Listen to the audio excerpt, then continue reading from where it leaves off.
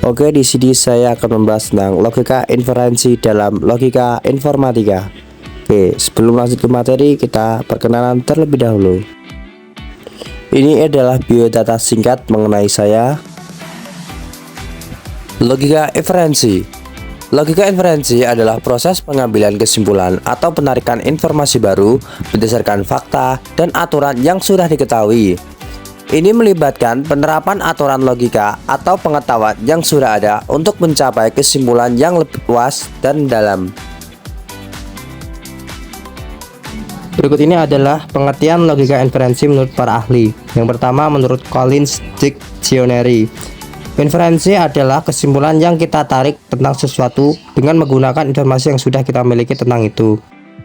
Yang kedua, menurut literary term, inferensi adalah proses menarik kesimpulan dari bukti pendukung. Saat itulah kita melampaui bukti dan mencapai beberapa kesimpulan lebih lanjut. Kita juga dapat membuat kesimpulan ketika kita membaca literatur. Penulis memberi kita petunjuk tentang apa yang terjadi dan kita harus mencari tahu berdasarkan bukti itu. Penulis menyiratkan para pembaca menyimpulkan. Jadi untuk yang kedua ini lebih ke saat kita membaca buku, maka kita dapat menyimpulkan apa yang ada dalam bacaan kita. Kemudian yang ketiga, yaitu menurut filosofi term, inferensi adalah proses menarik kesimpulan berdasarkan bukti. Berdasarkan beberapa bukti atau premis, kita membuat sebuah kesimpulan.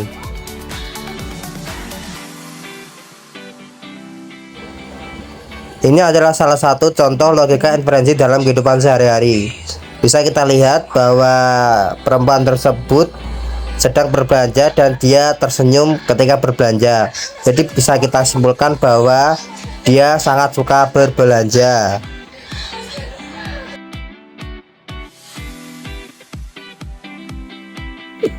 Ini adalah contoh kedua logika inferensi dalam kehidupan sehari-hari. Bisa kita lihat bahwa Riko sedang menerima telepon dan dia tersenyum ketika menerimanya. Jadi kita bisa buat kesimpulan bahwa Riko senang mengangkat telepon tersebut.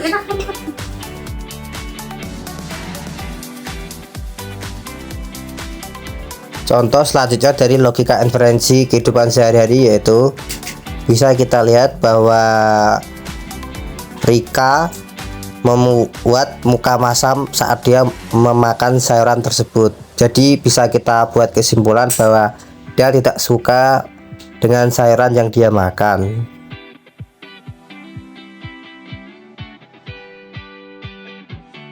Ini adalah contoh logika inferensi dalam aritmatika. Pada contoh yang pertama, kita mempunyai premis P, yaitu jika A tambah B sama dengan 10. Kemudian premis kedua, Q B sama dengan 3. Nah, kita dapat membuat kesimpulan bahwa A sama dengan 7. Kenapa? Karena sudah diketahui B sama dengan 3 dan A tambah B sama dengan 10. Jadi A tambah 3 sama dengan 10.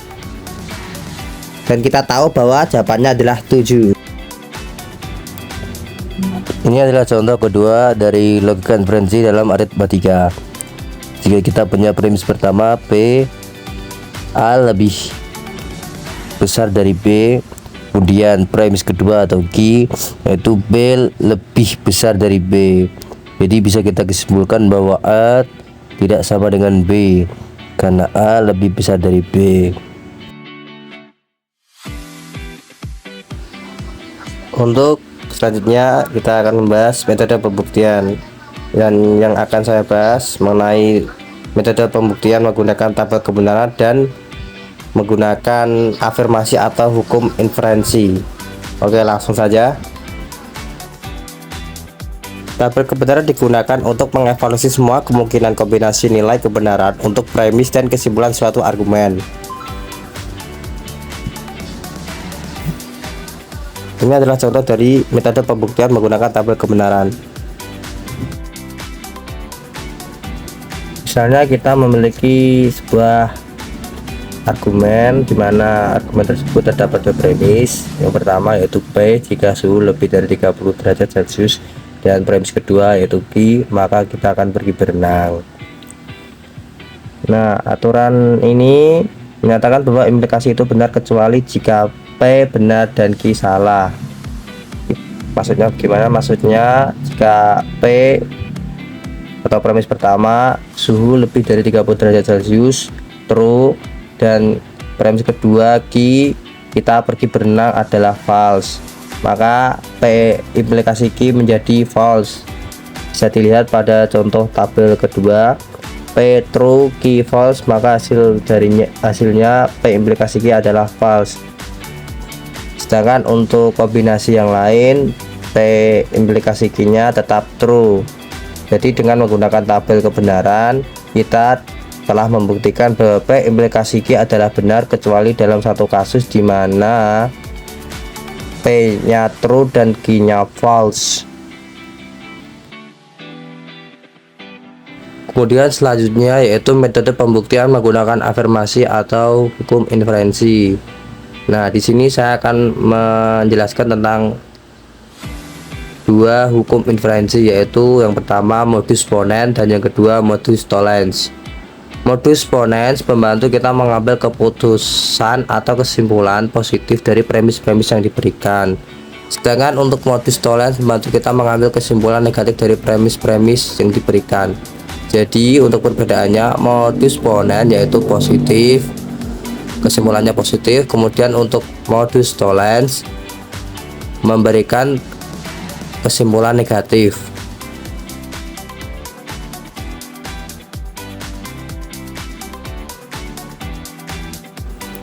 Ini adalah contoh dari modus ponens.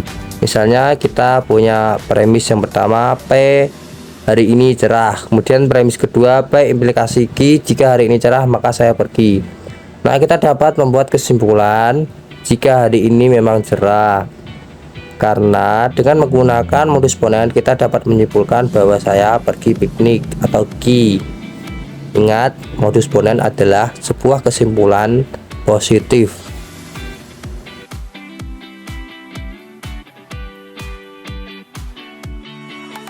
Kemudian contoh dari modus tollens, jika kita punya dua premis yang pertama, P implikasi Q jika lampu menyala maka rumah tidak sepi. Kemudian premis kedua, negasi Q yaitu rumah sepi. Kita dapat menyimpulkan dengan modus tollens yaitu bahwa lampu tidak menyala atau negasi P. Jadi pada modul tollens itu lebih ke kebalikan dari premis yang diberikan.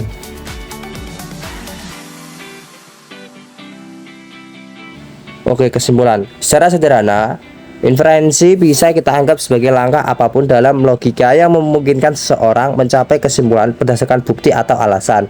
Misalnya saat kita membuat kesimpulan saat membaca, kita dapat menggunakan bukti yang diberikan menulis untuk menarik kesimpulan logis kita sendiri.